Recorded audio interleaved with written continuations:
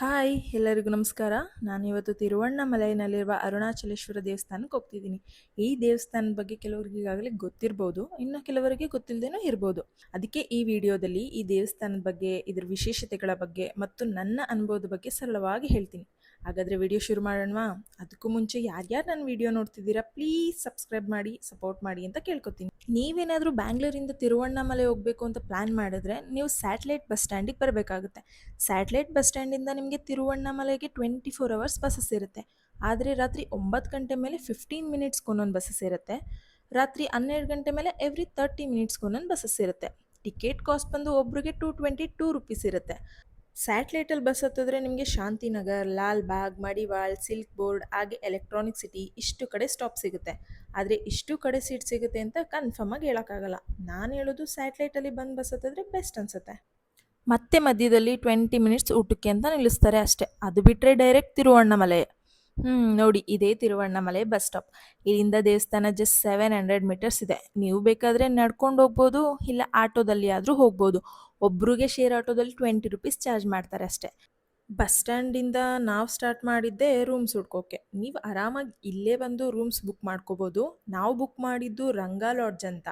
3 ಜನಕ್ಕೆ 1000 rupees charge ಮಾಡಿದರು. ನೀವೇನಾದರೂ ಇನ್ನೂ ಕಮ್ಮಿ ಸ್ಟೇ ಬೇಕು ಅಂದರೆ ರಾಜಗೋಪುರದಿಂದ ಜಸ್ಟ್ 100 ಮೀಟರ್ಸಲ್ಲೇ ಅಪ್ಪರ್ ಸ್ವಾಮಿಗಳ ಮಠ ಅಂತ ಇದೆ. 100 ರುಪೀಸ್ ಚಾರ್ಜ್ ಮಾಡ್ತಾರೆ. ಸ್ನಾನಕ್ಕೆ, ವಾಶ್ರೂಮ್, ಲಾಕರ್ ಎಲ್ಲ ಫೆಸಿಲಿಟಿ ಸಿಗುತ್ತೆ. ಮತ್ತು ಫುಲ್ ಆಲ್ ಥರ ಇರುತ್ತೆ. ಇಲ್ಲೇ ಆರಾಮಾಗಿ ರೆಸ್ಟ್ ಮಾಡ್ಬೋದು. ಇದೇ ಥರ ಇಲ್ಲಿ ತುಂಬ ಚಿಕ್ಕ ಚಿಕ್ಕ ರೂಮ್ಸ್, ಬರೀ ಲಾಕರ್ಸ್ ಎಲ್ಲ ದೇವಸ್ಥಾನದ ಪಕ್ಕದಲ್ಲೇ ನಿಮ್ಗೆ ಸಿಗ್ತವೆ. ಸೊ ಆರಾಮಾಗಿ ನೀವು ಇಲ್ಲೇ ಬಂದು ರೂಮ್ಸ್ ಬುಕ್ ಮಾಡ್ಕೋಬೋದು. ನಾವು ರೂಮಿಗೆ ಬಂದು ಸ್ವಲ್ಪ ರೆಸ್ಟ್ ಮಾಡಿ ಊಟಕ್ಕೆ ಅಂತ ಹೋಗಿದ್ದೆ ಆಂಧ್ರ ಮೆಸ್. ಇದಿರೋದು ಕೂಡ ದೇವಸ್ಥಾನದಿಂದ ಜಸ್ಟ್ 300 ಮೀಟರ್ಸಲ್ಲೇ. 120 ರುಪೀಸ್ ಕೊಟ್ಟರೆ ಅನ್ಲಿಮಿಟೆಡ್ ಊಟ ಕೊಡ್ತಾರೆ. ಹೊಟ್ಟೆ ತುಂಬ ಊಟ ಮಾಡಿಕೊಂಡು ನಾವು ರೂಮ್ಗೆ ಹೋಗಿ ಫ್ರೆಶ್ ಅಪ್ ಆಗಿ ಗಿರಿ ಪ್ರದಕ್ಷಿಣೆ ಮಾಡೋಣ ಅಂತ ಹೊರಟು. ಅದೇ ಗ್ಯಾಪಲ್ಲಿ ನನ್ನ ಗಂಡ ಕೊಡಿಸಿದ್ದು ಹೂ ಮುಡ್ಕೊಂಡು ಈ ದೇವಸ್ಥಾನಕ್ಕೆ ಬಂದಿರೋರು ಯಾರೂ ಮಿಸ್ ಮಾಡದೆ ಹಾಕೊಳ್ಳೋ ನಾಮ ಹಾಕಿಸ್ಕೊಂಡು ರಾಜಗೋಪುರದ ಹತ್ರ ಹೊರಟು. ಗಿರಿ ಪ್ರದಕ್ಷಿಣೆ ಸ್ಟಾರ್ಟ್ ಮಾಡೋಕ್ಕೂ ಮುಂಚೆ ರಾಜಗೋಪುರದ ಮುಂದೆ ಕಾಯಿ ಹೊಡೆದು ಶಕ್ತಿ ಗಣಪನ ದರ್ಶನ ಮಾಡಿ ಪ್ರದಕ್ಷಿಣೆ ಸ್ಟಾರ್ಟ್ ಮಾಡಬೇಕು. ದೀಪ ಹಚ್ಚೋಕ್ಕೂ ಬಿಡ್ತಾ ಇದ್ರು. ಯಾರೋ ಇಬ್ಬರು ಹೆಣ್ಮಕ್ಳು ಬಟ್ಟೆಗೆ ಬೆಂಕಿ ಹತ್ತಿತ್ತು ಅಂತ ಹೇಳಿ ಇವಾಗ ಅಗ್ನಿಲಿಂಗ ಹತ್ರ ದೀಪ ಹಚ್ಚಿ ಅಂತ ಹೇಳ್ತಾರೆ. ನಾವು ಶಿವಪ್ಪನ ಕೈ ಮುಗಿದು ಗಿರಿ ಪ್ರದಕ್ಷಿಣೆ ಸ್ಟಾರ್ಟ್ ಮಾಡ್ದೋ. ಅರುಣಾಚಲೇಶ್ವರನ ಅನುಮತಿ ಮತ್ತು ಅನುಗ್ರಹ ಇದ್ದರೆ ಮಾತ್ರ ಗಿರಿ ಪ್ರದಕ್ಷಿಣೆ ಮಾಡೋಕ್ಕೆ ಸಾಧ್ಯ ಅಂತ ಅಲ್ಲಿರೋವಂಥ ಸಿದ್ಧರು ಹೇಳ್ತಾರೆ. ತುಂಬ ಜನ ದರ್ಶನ ಮಾಡಿಕೊಂಡು ಆಮೇಲೆ ಗಿರಿ ಪ್ರದಕ್ಷಿಣೆ ಸ್ಟಾರ್ಟ್ ಮಾಡ್ತಾರೆ. ಇನ್ನೂ ಸ್ವಲ್ಪ ಜನ ಪ್ರದಕ್ಷಿಣೆ ಮಾಡಿ ಆಮೇಲೆ ದರ್ಶನಕ್ಕೆ ಹೋಗಬೇಕು ಅಂತ ಹೇಳ್ತಾರೆ. ಆದರೆ ನಾವು ಗಿರಿ ಪ್ರದಕ್ಷಿಣೆ ಮಾಡಿ ಆಮೇಲೆ ದರ್ಶನಕ್ಕೆ ಹೋಗಿದ್ದು. ದೇವಸ್ಥಾನದ ಬಲಭಾಗದಿಂದ ಪ್ರದಕ್ಷಿಣೆ ಶುರು ಮಾಡ್ದೋ. ಒಟ್ಟು 14 ಕಿಲೋಮೀಟ್ರ್ ಇದೆ ಈ ಗಿರಿ ಪ್ರದಕ್ಷಿಣೆ. ಒಂದು 4ರಿಂದ 5 ಗಂಟೆ ಆಗ್ಬೋದು ಅಂತ ಅಂದ್ಕೊಂಡಿದ್ದೆ. ಅಷ್ಟರಲ್ಲಿ ನಮಗೆ ಸ್ವಾಗತ ಕೋರೋ ಥರ ವರುಣರಾಜ ಅವರು ಕೂಡ ಎಂಟ್ರಿ ಕೊಟ್ಟರು. ನಾವು ಸೇಫರ್ ಸೈಡ್ ಅಂತ ತಂದಿದ್ದ ಕೊಡೆನ ಇಟ್ಕೊಂಡು ಪ್ರದಕ್ಷಿಣೆನ ಮುಂದುವರಿಸ್ತು. ನಂತರ ನಮಗೆ ಮೊದಲನೇದಾಗಿ ಸಿಗುವ ಲಿಂಗನೇ ಇಂದ್ರಲಿಂಗ. ಇದನ್ನು ಸಾಕ್ಷಾತ್ ದೇವೇಂದ್ರ ಸ್ಥಾಪಿಸಿರುವ ಲಿಂಗ ಅಂತ ಹೇಳ್ತಾರೆ. ಈ ಲಿಂಗಗಳ ದರ್ಶನದಿಂದ ದೀರ್ಘಾಯಸ್ಸು ಪ್ರಾಪ್ತಿಯಾಗುತ್ತೆ ಅಂತ ಶಾಸ್ತ್ರಗಳಲ್ಲಿ ಹೇಳ್ತಾರೆ. ಇಂದ್ರಲಿಂಗ ದರ್ಶನ ಮುಗಿಸಿ ಮುಂದೆ ಬಂದರೆ ನೋಡಿ ಈ ಥರ ಬೋರ್ಡ್ ಹಾಕಿರ್ತಾರೆ ಎಲ್ಲ ಕಡೆ. ಎಲ್ಲೂ ಕೂಡ ನಿಮಗೆ ರೂಟ್ ಮಿಸ್ ಆಗಲ್ಲ. ಈ ರೂಟ್ ನೋಡ್ಕೊಂಡು ಆರಾಮಾಗಿ ನೀವು ಗಿರಿ ಪ್ರದಕ್ಷಿಣೆ ಮಾಡ್ಬೋದು. ಮತ್ತು ಈ ಊರನ್ನು ದ ಸಿಟಿ ನೆವರ್ ಸ್ಲೀಪ್ ಅಂತ ಕರೀತಾರೆ. ಯಾಕೆ ಅಂದರೆ ನೀವು ಯಾವಾಗ ಬಂದರೂ ಯಾವಾಗ ನೋಡಿದ್ರು ಯಾರಾದರೂ ಗಿರಿ ಪ್ರದಕ್ಷಿಣೆ ಮಾಡ್ತಾನೇ ಇರ್ತಾರೆ. ಅದಕ್ಕೆ ಅನಿಸುತ್ತೆ ರಮಣ ಮಹರ್ಷಿಗಳು ಈ ಊರನ್ನು ಭೂಲೋಕದ ಕೈಲಾಸ ಅಂತ ಹೇಳಿದ್ದಾರೆ. ಇಂದ್ರಲಿಂಗ ಆದಮೇಲೆ ನಮಗೆ ಸಿಗೋದೇ ಅಗ್ನಿಲಿಂಗ. ಗಿರಿ ಪ್ರದಕ್ಷಿಣೆಯಲ್ಲಿ ಎಲ್ಲ ಲಿಂಗಗಳು ಎಡಭಾಗದಲ್ಲಿದ್ದರೆ ಈ ಅಗ್ನಿಲಿಂಗ ಮಾತ್ರ ಬಲಭಾಗದಲ್ಲಿ ನಿಮಗೆ ಸಿಗುತ್ತೆ. ಅಗ್ನಿಲಿಂಗ ದರ್ಶನ ಮಾಡೋದ್ರಿಂದ ಜೀವನದಲ್ಲಿ ಆಪತ್ತು ಎದುರಾದಾಗ ಅದರಿಂದ ನಾವು ರಕ್ಷಿಸಲ್ಪಡುತ್ತೇವೆ ಅಂತ ಶಾಸ್ತ್ರಗಳಲ್ಲಿ ಹೇಳ್ತಾರೆ. ಮತ್ತು ಇಲ್ಲಿ ಗಿರಿ ಪ್ರದಕ್ಷಿಣೆ ಮಾಡೋರು ಎಡಭಾಗದಲ್ಲೇ ಪ್ರದಕ್ಷಿಣೆ ಮಾಡಬೇಕು ಅಂತಲೂ ಹೇಳ್ತಾರೆ. ಯಾಕಂದರೆ ಬಲಭಾಗದಲ್ಲಿ ದೇವತೆಗಳು ಪ್ರದಕ್ಷಿಣೆ ಮಾಡ್ತಾ ಇರ್ತಾರೆ. ಅವರಿಗೆ ವಿರುದ್ಧವಾಗಿ ಹೋಗಬಾರ್ದು ಅಂತ ಹೇಳಿ ಎಡಭಾಗದಲ್ಲಿ ಎಲ್ಲರೂ ಪ್ರದಕ್ಷಿಣೆ ಮಾಡ್ತಾರೆ. ಅಗ್ನಿಲಿಂಗದ ನಂತರ ನಮಗೆ ಕಾಳಿ ದೇವಸ್ಥಾನ ಸಿಗುತ್ತೆ. ಆ ಕಾಳಿ ಮುಂದೆ ನಿಂಬೆ ಹಣ್ಣನ್ನು ನೀಳಿಸ್ಕೊಂಡು ಅಲ್ಲಿರುವಂತಹ ತ್ರಿಶೂಲಕ್ಕೆ ಸಿಕ್ಕಿಸಿದ್ರೆ ನಮ್ಮ ಮೇಲಿರುವಂತಹ ಕೆಟ್ಟ ದೃಷ್ಟಿ ಹೋಗುತ್ತೆ ಅಂತ ನಂಬಲಾಗುತ್ತೆ. ಹಾಗೆ ಮುಂದೆ ಬಂದರೆ ನಮಗೆ ಸಿಗೋದೇ ಯಮಲಿಂಗ.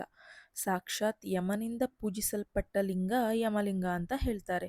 ಈ ಲಿಂಗದ ದರ್ಶನ ಮಾಡೋದ್ರಿಂದ ಮೃತ್ಯುದೋಷ ನಿವಾರಣೆ ಆಗುತ್ತೆ ಅಂತ ಶಾಸ್ತ್ರಗಳಲ್ಲಿ ಹೇಳ್ತಾರೆ. ಹಾಗೆ ಮುಂದೆ ಬಂದರೆ ನೀವು ನೋಡ್ಬೋದು ತುಂಬ ಜನ ಸಾಧುರು ಸಂತರು ಭಿಕ್ಷಾಟನೆಯಲ್ಲಿ ಕೂತಿರ್ತಾರೆ. ಇವರಿಗೆ ನೀವು ಕೈಲಾದಂತಹ ಸಹಾಯ ಮಾಡ್ಬೋದು. ಯಾಕಂದರೆ ಅರುಣಾಚಲದಲ್ಲಿ ಕೊಟ್ಟ ಪ್ರತಿಯೊಂದು ದಾನವೂ ಸಹ 1000 ಪಟ್ಟು ಪುಣ್ಯವಾಗಿ ಮರಳಿ ಬರುತ್ತೆ ಅಂತ ನಂಬಲಾಗುತ್ತೆ. ಗಿರಿ ಪ್ರದಕ್ಷಿಣೆ ಮಾಡುವಾಗ ಸಿಕ್ಕಂಥ ಇಬ್ಬರು ವಿಶೇಷ ಅತಿಥಿಗಳು ಅಂದರೆ ಇವರೇ ನೋಡಿ. ಆ ಅರುಣಾಚಲನ ಆಶೀರ್ವಾದನೋ ಏನೋ ಗೊತ್ತಿಲ್ಲ, ಇವರಿಬ್ಬರು ದರ್ಶನ ಕೂಡ ಆಯಿತು ನಮಗೆ. ಮುಂದೆ ಅಷ್ಟಲಿಂಗಗಳಲ್ಲಿ ನಮಗೆ ಸಿಗೋ ಲಿಂಗನೇ ನಿವೃತ್ತಿ ಲಿಂಗ. ಸಾಕ್ಷಾತ್ ನಿವೃತ್ತಿ ರಾಕ್ಷಸ ಪ್ರತಿಷ್ಠಾಪಿಸಿರುವಂತಹ ಲಿಂಗನೇ ನಿವೃತ್ತಿ ಲಿಂಗ. ಈ ಲಿಂಗ ದರ್ಶನ ಮಾಡೋದ್ರಿಂದ ನಮ್ಮಲ್ಲಿ ಇರುವಂತಹ ರಾಕ್ಷಸ ಗುಣಗಳು ನಿರ್ನಾಮ ಆಗುತ್ತೆ ಅಂತ ಶಾಸ್ತ್ರದಲ್ಲಿ ಹೇಳ್ತಾರೆ. ಗಿರಿ ಪ್ರದಕ್ಷಿಣೆ ಮಾಡುವಾಗ ಪ್ರತಿಯೊಂದು ಲಿಂಗದ ದರ್ಶನಕ್ಕೂ ಮುಂಚೆ ಮತ್ತು ನಂತರ ಸಾಕಷ್ಟು ಚಿಕ್ಕ ಚಿಕ್ಕ ದೇವಸ್ಥಾನಗಳು, ಆಶ್ರಮಗಳು ಮತ್ತು ದೈವಿಕ ಸ್ಥಳಗಳು ನಮಗೆ ಸಿಗುತ್ತೆ.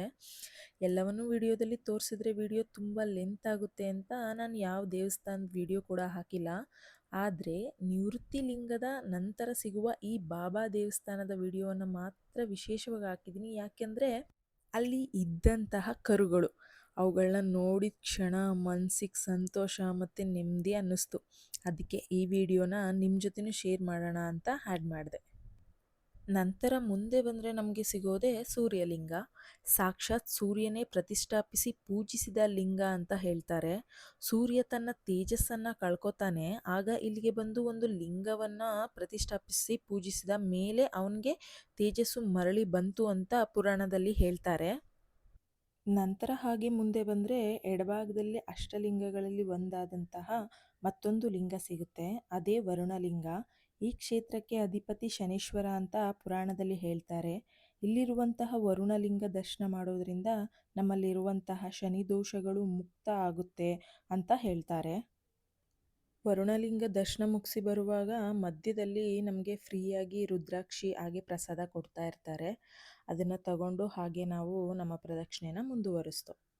ಗಿರಿ ಪ್ರದಕ್ಷಿಣೆ ಮಾಡುವಾಗ ನಿಮಗೇನಾದರೂ ಸುಸ್ತಾದರೆ ನೋಡಿ, ರಸ್ತೆ ಬದಿಯಲ್ಲಿ ಎಷ್ಟೊಂದು ಶಾಪ್ಗಳಿರುತ್ತೆ. ಸೊ ನೀವು ಇಲ್ಲೇನೇ ಜ್ಯೂಸ್ ಕುಡ್ಕೊಂಡು ಇಲ್ಲ ಹಣ್ಣಾದರೂ ತಿನ್ಕೊಂಡು ನಿಮ್ಮ ಗಿರಿ ಪ್ರದಕ್ಷಿಣೆನ ಮುಂದುವರಿಸ್ಬೋದು. ವರುಣಲಿಂಗ ದರ್ಶನ ಮಾಡಿಕೊಂಡು 1.5 ಕಿಲೋಮೀಟರ್ ಮುಂದೆ ಬಂದರೆ ನಮಗೆ ಸಿಗುವ ಮತ್ತೊಂದು ಲಿಂಗನೇ ವಾಯುಲಿಂಗ. ಈ ಕ್ಷೇತ್ರಕ್ಕೆ ಅಧಿಪತಿ ಕೇತು. ಈ ವಾಯುಲಿಂಗ ದರ್ಶನ ಮಾಡೋದ್ರಿಂದ ನಮ್ಮಲ್ಲಿರುವಂತಹ ಕೇತು ದೋಷಗಳು ದೂರವಾಗುತ್ತೆ ಅಂತ ಶಾಸ್ತ್ರಗಳಲ್ಲಿ ಹೇಳ್ತಾರೆ. 9 to 10 ಕಿಲೋಮೀಟರ್ಸ್ ವಾಕ್ ಆದಮೇಲೆ ಲಾಸ್ಟ್ 4-5 ಕಿಲೋಮೀಟರ್ಸ್ ತುಂಬ ಕಷ್ಟ ಅನಿಸುತ್ತೆ, ನೀವು ರೆಗ್ಯುಲರ್ ವಾಕ್ ಮಾಡೋರು ಅಲ್ಲ ಅಂದರೆ ಮಾತ್ರ. ಅದಕ್ಕೆ ನಾವು ಈ ಥರ ಮಷಿನ್ ಮಸಾಜ್ ಮಾಡಿಸ್ಕೊಂಡು 5 ಮಿನಿಟ್ಸ್ಗೆ 20 ರೂಪೀಸ್ ಚಾರ್ಜ್ ಮಾಡ್ತಾರೆ. ತುಂಬ ರಿಲ್ಯಾಕ್ಸ್ ಅನಿಸುತ್ತೆ. ವಾಯುಲಿಂಗ ದರ್ಶನ ಮುಗಿಸಿ ಹಾಗೆ 2 ಕಿಲೋಮೀಟ್ರ್ ಮುಂದೆ ಬಂದರೆ ನಮಗೆ ಮತ್ತೊಂದು ಲಿಂಗ ಸಿಗುತ್ತೆ. ಅದೇ ಕುಬೇರಲಿಂಗ. ಸಾಕ್ಷಾತ್ ಲಕ್ಷ್ಮೀದೇವಿ ಗಿರಿಪ್ರದಕ್ಷಿಣೆ ಮಾಡಿ ಈ ಲಿಂಗವನ್ನು ಸ್ಥಾಪಿಸಿ ಪೂಜಿಸಿ ಉತ್ತರ ದಿಕ್ಕಿಗೆ ಅಧಿಪತಿಯಾದಂತಹ ಕುಬೇರನಿಗೆ ಒಪ್ಪಿಸಿದಳು ಅಂತ ಪುರಾಣದಲ್ಲಿ ಹೇಳ್ತಾರೆ. ಕುಬೇರಲಿಂಗ ದರ್ಶನ ಮಾಡೋದ್ರಿಂದ ಆರ್ಥಿಕ ಸಮಸ್ಯೆಯಿಂದ ಹೊರಬಂದು ಲಕ್ಷ್ಮಿಯ ಕೃಪಾ ಕಟಾಕ್ಷ ಆಗುತ್ತೆ ಅಂತ ಹೇಳ್ತಾರೆ. ದರ್ಶನ ಮುಗಿಸಿ ಹೊರಗೆ ಬಂದರೆ ಸರ್ದಿ ಸಾಲಲ್ಲಿ ಜನ ನಿಂತಿರ್ತಾರೆ. ಯಾಕಂದರೆ ಅಲ್ಲಲ್ಲೇ ಅನ್ನದಾನ ನಡೀತಾ ಇರುತ್ತೆ. ಅದನ್ನು ಸ್ವೀಕರಿಸ್ಕೊಂಡು ಪ್ರದಕ್ಷಿಣೆ ಮಾಡ್ಕೊಂಡು ಹೋಗಬೇಕು.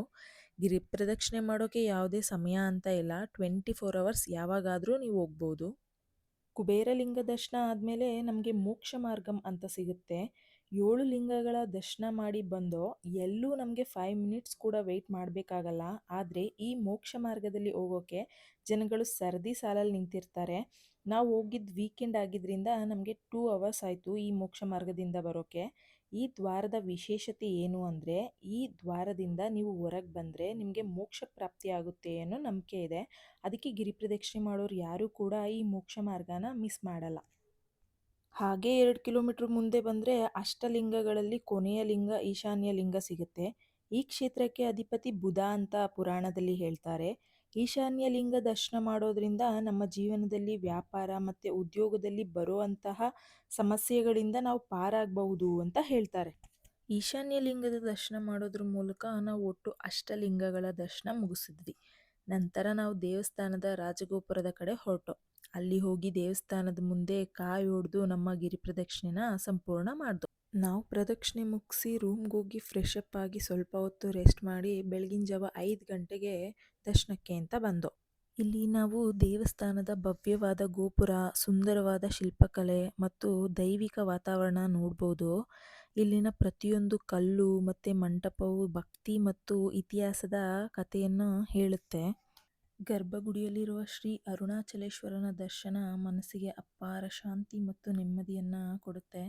ಅಮ್ಮ ಪಾರ್ವತಿಯ ರೂಪವಾದ ಉಣ್ಣಾಮಲೈ ಅಮ್ಮನ ಸನ್ನಿಧಿಯೂ ಸಹ ನಾವು ನೋಡ್ಬೋದು ಇಲ್ಲಿ. 5 ಗಂಟೆ ಕ್ಯೂನಲ್ಲಿ ನಿಂತ ನಮಗೆ 8:30 9 ಗಂಟೆಗೆ ಅರುಣಾಚಲೇಶ್ವರನ ದರ್ಶನ ಆಯಿತು. ಅಷ್ಟು ಕ್ಯೂ ಇತ್ತು. ಅಲ್ಲಿಂದ ಗೋಪುರದ ಒಳಗೆಲ್ಲ ನೋಡಿಕೊಂಡು ನಾವು ಈಚೆ ಬಂದಿದ್ದು 10:30 11 ಗಂಟೆ ಆಗಿತ್ತು. ಈ ವಿಡಿಯೋದಲ್ಲಿ ನಾನು ಅರುಣಾಚಲೇಶ್ವರ ದೇವಸ್ಥಾನಕ್ಕೆ ಹೇಗೆ ಹೋಗಬೇಕು, ದೇವಸ್ಥಾನದ ಬಗ್ಗೆ ಮಾಹಿತಿ ಮತ್ತು ಅಷ್ಟಲಿಂಗಗಳ ದರ್ಶನದ ಸಂಪೂರ್ಣ ವಿವರವನ್ನು ನಿಮಗೆ ಕೊಟ್ಟಿದ್ದೀನಿ. ಇದೇ ಥರ ಇನ್ನು ಹೆಚ್ಚು ದೇವಸ್ಥಾನ ಪ್ರವಾಸ ಮತ್ತು ಭಕ್ತಿ ವಿಡಿಯೋಗಳನ್ನ ನೋಡಬೇಕು ಅಂದರೆ ದಯವಿಟ್ಟು ನನ್ನ ಚಾನಲ್ಗೆ ಸಬ್ಸ್ಕ್ರೈಬ್ ಮಾಡಿ, ವಿಡಿಯೋಗೆ ಲೈಕ್ ಮಾಡಿ ಮತ್ತು ನಿಮ್ಮ ಸ್ನೇಹಿತರೊಂದಿಗೆ ಶೇರ್ ಮಾಡಿ.